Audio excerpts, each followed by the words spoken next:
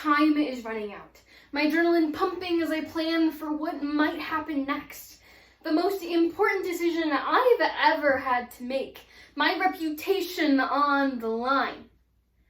I carefully calculate every single move I have to make. Ever since I was young, my goal was always the same. To beat my dad. At board games, they were a staple growing up. We played the classics, Monopoly, Clue, Game of Life. As I grew older, the board games we played rapidly expanded, and I learned that board games are so much more than what most people think they are. The beautifully crafted stories transport you to entirely different worlds with the friends and the family that you play with. Today, we will first discuss how the theme builds a board game's foundation. Next, we will dive into how mechanics expand these worlds, and finally, how style affects the way a game's story is told. The theme is one of the most essential parts to drawing in players. The possibilities are endless, from cute, whimsical games to dark, horror-based stories. Think of a game that you were really invested in. What made it so appealing, so immersive? The theme sets the foundation for the gameplay and the tone for the rest of the game. One such game is Pandemic. Board Game Geek describes Pandemic as a game in which players are disease-fighting specialists whose mission is to fight viral diseases that have broken out across the world, racing to find a vaccine. First published by Z-Man Games in 2008, no one would have ever thought that they could relate to an apocalyptic world racing to find a vaccine. However, as some of you may have noticed, the story behind Pandemic is strikingly familiar. If only reality were as simple as a 45-minute multiplayer board game. The theme keeps players engaged and sets the tone for the rest of the game. According to Storytelling in the Modern Board Game by Mark Ornato, interesting game situations may translate into important decisions of the game world, brilliant gameplay actions into unexpected plot twists, and generally, the progress of my character is a nice reward for my good gameplay.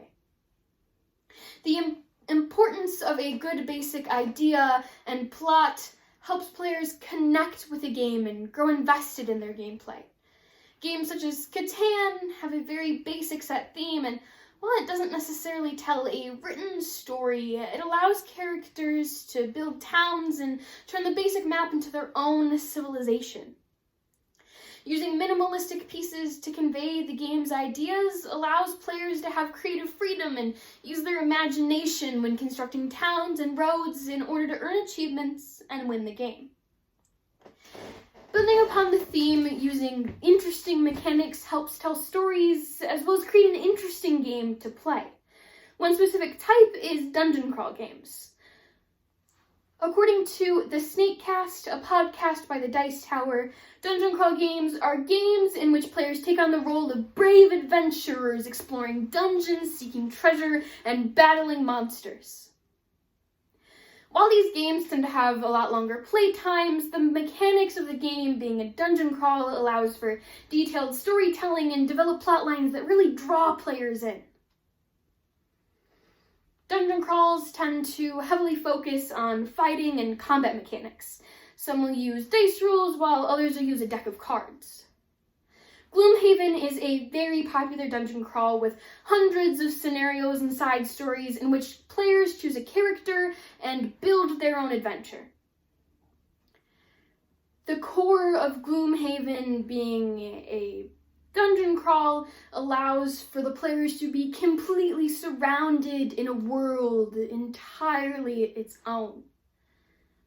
Gloomhaven highlights its fighting combat mechanics, which includes a deck of cards that give bonuses to your attacks, as well as determine whether or not you actually hit your opponent.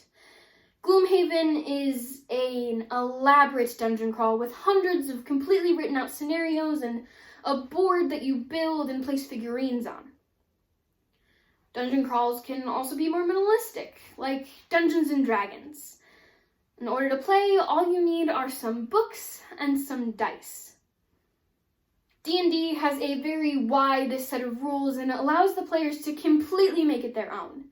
Being one of the first dungeon crawls ever made, a lot of other games tend to use the basic rules and mechanics of D&D for their own systems. The game allows you to go on an adventure and put your skills to the test. These games are a beautiful demonstration of what a board game can do and the wonderfully crafted worlds that they have created. Eurogames are a very popular style of game among avid fans of gaming. Eurogames are German-style board games that tend to favor strategy-based gameplay over luck-based mechanics. Luck-based mechanics are very widely seen in popular mainstream board games. The rules tend to rely on dice rolls and other things that can't be controlled. Games such as Yahtzee fall into this category. While Eurogames will use luck-based mechanics, they're tended to add variety instead of a core function of the game. One example of a Eurogame that uses luck-based mechanics to add complexity is Pandemic. It spices up the game, but still requires strategic thinking and planning in order to win. Other popular Eurogames include Settlers of Catan and Ticket to Ride.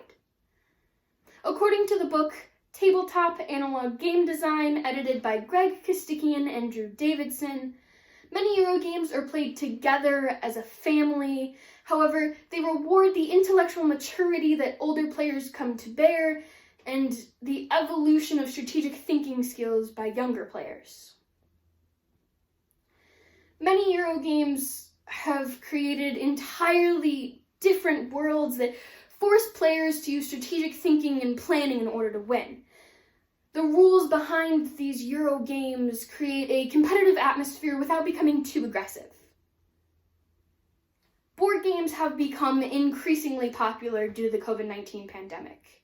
Extended hours at home with your family has found many people turning to board games as a new form of entertainment. Hasbro has seen a 21% increase in sales in the last year. These months spent at home with your family allow so many more options when it comes to keeping your children out of trouble. Board games are a very important part of my life and have been my main form of entertainment for years. Ever since I was young, my goal was always to beat my dad, and he refused to let me win, thus giving me an extensive losing streak growing up. However, as I got older and I developed strategic thinking skills, those losses slowly turned to wins. I now currently have a 30-game winning streak over the last 2 months. Eurogames have extremely expanded my critical thinking abilities and provided a lighthearted competition between my father and I. These games are an art form that I truly enjoy. The stories and the worlds that they surround you in are something truly magical.